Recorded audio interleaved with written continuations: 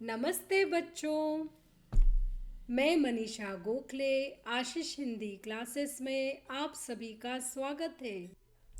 आज के इस वीडियो में हम चर्चा करने वाले हैं आपकी पूरक पुस्तक संचयन भाग 2 से पाठ 3 टोपी शुक्ला के प्रश्नोत्तरों पर। तो चलिए शुरू करते हैं। प्रश्न 1। इफ्फन टोपी शुक्ला की कहानी का महत्वपूर्ण हिस्सा किस तरह से है? उत्तर। इफ्फन टोपी शुक्ला की कहानी का महत्वपूर्ण हिस्सा है क्योंकि टोपी की पहली दोस्ती इफ्फन से ही हुई थी और वे दोनों बहुत घनिष्ठ मित्र थे।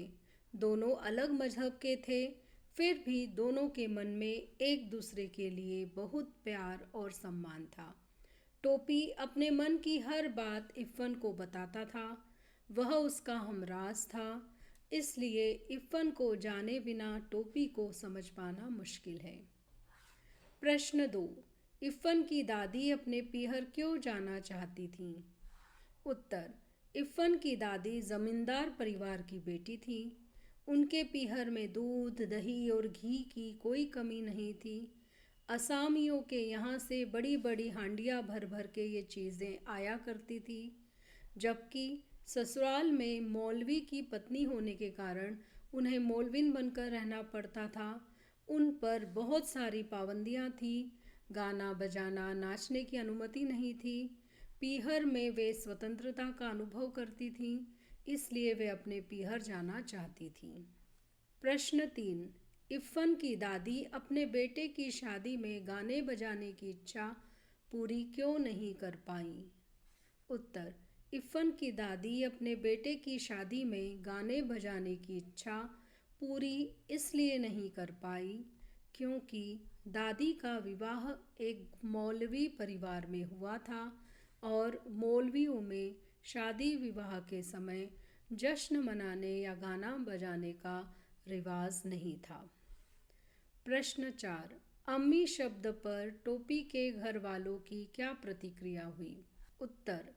रहन सहन में आधुनिकता होने पर भी टोपी का परिवार कट्टर हिंदू विचारधारा का था।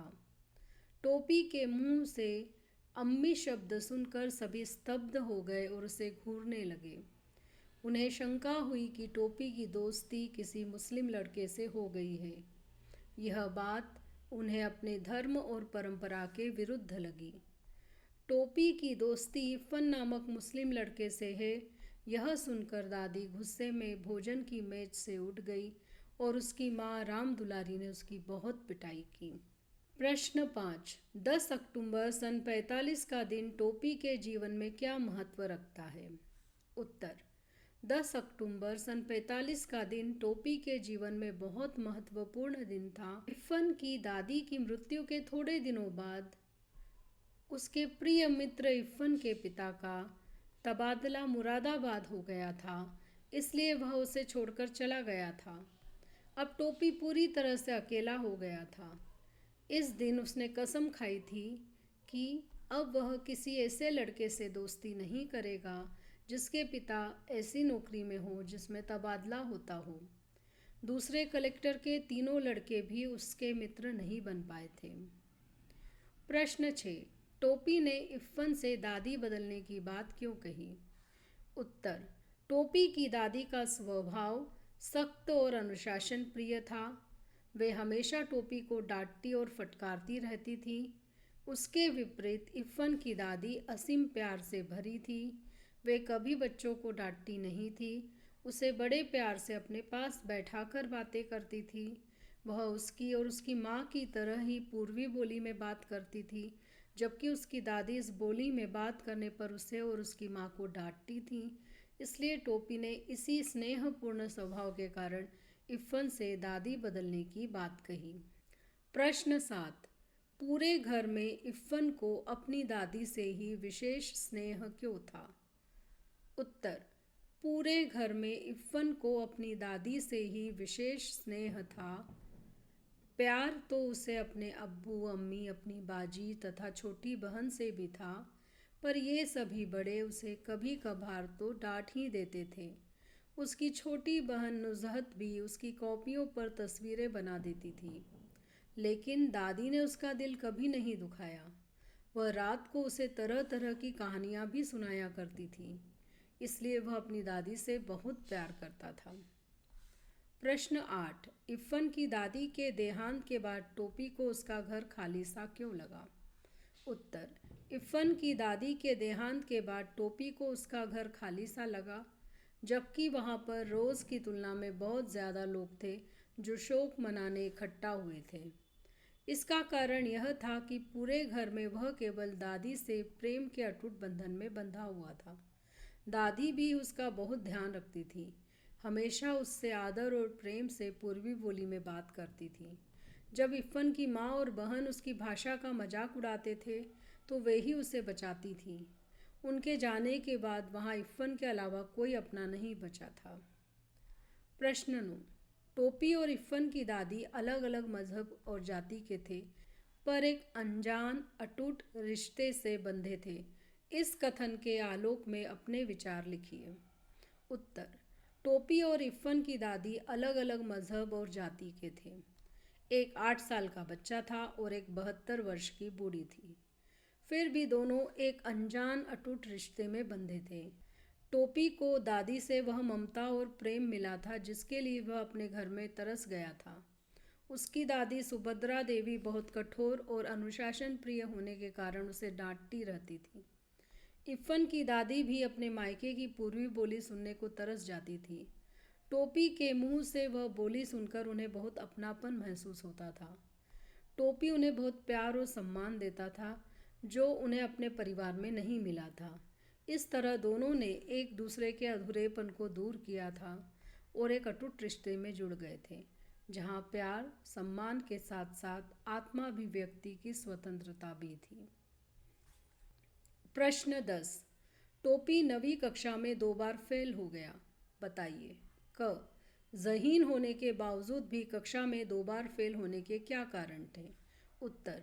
टोपी ज़हीन अर्थात बहुत तेज़, होशियार व मेहनती लड़का था, किंतु फिर भी वह 9वीं कक्षा में 2 बार फेल हो गया था। इसके 2 कारण थे। पहले साल तो वह पढ़ ही नहीं पाया क्योंकि घर के सदस्य उससे अपने अपने काम करवाते थे, जिस कारण उसे पढ़ने का समय ही न मिल पाता था। दूसरे साल उसे टाइफाइड हो गया, इस कारण वह पास ना हो पाया। प्रश्न ख। एक ही कक्षा में 2-2 बार बैठने से टोपी को किन भावनात्मक चुनौतियों का सामना करना पड़ा? उत्तर ख। एक ही कक्षा में 2 बार बैठने से टोपी को निम्नलिखित भावनात्मक कठिनाइयों का सामना करना पड़ा। पहला, वह अकेला पड़ गया था क्योंकि उसके दोस्त 10वीं कक्षा में थे और इसमें उसका कोई नया दोस्त नहीं बन पाया। दूसरा, वह शर्म के कारण किसी के साथ अपने दिल की बात न कर पाता था। तीसरा, वह अध्यापकों की हंसी का पात्र होता था क्योंकि कक्षा में आने पर अध्यापक कमज़ोर लड़कों के रूप में उसका उदाहरण देते और उसे अपमानित करते हुए व्यंग करते। कक्षा के छात्र भी उसका मजाक उड़ाते थे। अब टोपी की इस भावनात्मक परेशानियों को ध्यान में रखते हुए शिक्षा व्यवस्था में कुछ आवश्यक बदलावों की आवश्यकता है। कुछ सुझाव हैं, जैसे कि किसी भी छात्र को एक ही कक्षा में 2 बार फेल नहीं करना चाहिए, दूसरी बार उसे अगली कक्षा में बैठा देना चाहिए और जिन विषयों में उसके अंक कम हैं उसमें सुधार के लिए उसे अतिरिक्त पढ़ाना चाहिए। छात्र जिस विषय में पास ना हो रहा हो उसे उससे हटा दिया जाए, विषय चुनाव की छूट मिलनी चाहिए। बच्चों को अंकों के आधार पर नहीं अपितु ग्रेड के आधार पर अगली कक्षा में भेज देना चाहिए ताकि वह अपनी स्थिति पहचान कर मेहनत कर सकें। अध्यापकों को कड़ा निर्देश देना चाहिए कि कक्षा में फेल होने वाले छात्रों को अपमानित न कर उनका हौसला बढ़ाते हुए उनकी मदद करें। प्रश्न 11। इफ़न की दादी के मायके का घर कस्टोडियन में क्यों चला गया? उत्तर। इफ़न की दादी पूर्वी राज्य की रहने वाली थी, लेकिन वह विवाह के बाद लखनऊ आ गई थी। विभाजन के समय उनके मायके के लोग भारत में अपना घर छोड़कर कराची चले गए थे, जो कि पाकिस्तान में है।